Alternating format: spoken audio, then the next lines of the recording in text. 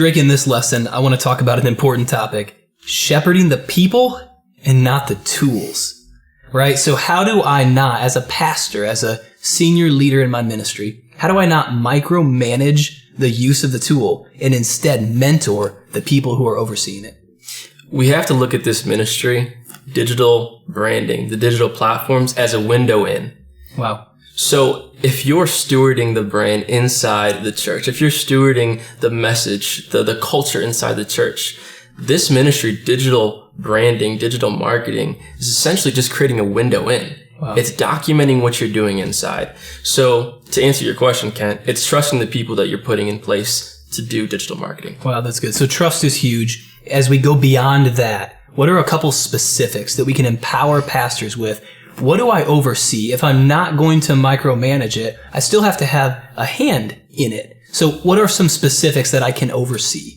You hit it on the head, Ken. It's not micromanaging, right? Mm-hmm. What we don't want to do is quench the creative. Wow.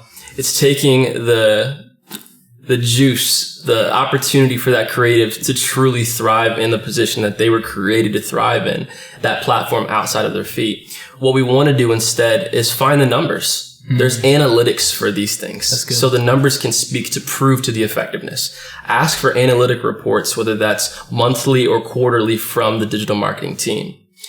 Besides that, it's truly stewarding the brand. Wow. It's making sure your team knows the brand and the culture of the church, so that when they are putting out the content, they're truly just creating a window in, again, to what's just happening inside the church. Well, I know that sometimes brand can sound like a sterile word in ministry, but really it's just another way of stating the vision that God has given you. Exactly. How are you breathing that vision, communicating that vision to the people who are running your social media platforms so that they can then take that and use their creativity, right? Let's Absolutely. Breathe vision, give life. Absolutely. And again, once you place these people in a position to tell the story to the people outside of those walls, you're going to see an increase in people reached. Wow. So Drake, if I'm going to oversee this digital ministry in my church, and I'm going to do it through metrics, I think it's interesting that you mentioned that, measuring and looking at metrics.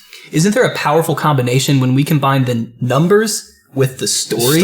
Yeah. If we can see the impact, the heart change, and then we can quantify that with some numbers and some metrics, that's not taking the spiritual out of it. That's combining all that God has given us and bringing it together for impact. Do you agree with that? Absolutely, I agree. These numbers have the opportunity to be a testimony for ministry. Wow. So it is going to be almost the most quantifiable ministry in your church. That's really good. And it's because you can tell how many people are being reached, how often are they engaging, and like you said, including the story, what is happening through these platforms? How are these people who are deployed to these digital platforms making an impact?